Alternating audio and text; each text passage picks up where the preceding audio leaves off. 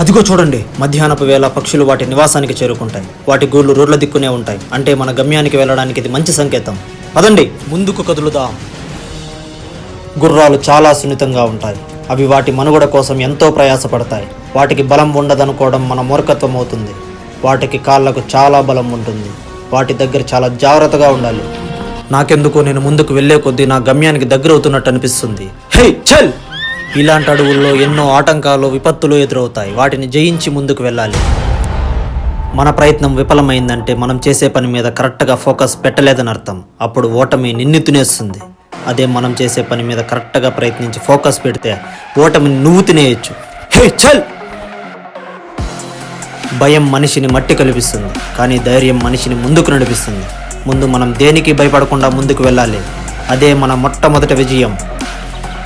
హే అదిగో అక్కడ చూడండి. నేను ముందుకు వెళ్తుండగా నాకు ఒక గుర్రం కనిపించింది. అది చూసారా? అది ఒక అడవి గుర్రం. అడవిలో గుర్రాలు చాలా అరుదుగా కనిపిస్తూ ఉంటాయి.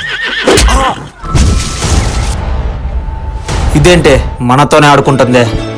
దీనికి మనమేంటో కూడా చూపిద్దాం. హే చల్! మన సాహసయాత్ర ముగింపు దశకు చేరుకుంది. మనం తొందరగా బయలుదేరాలి.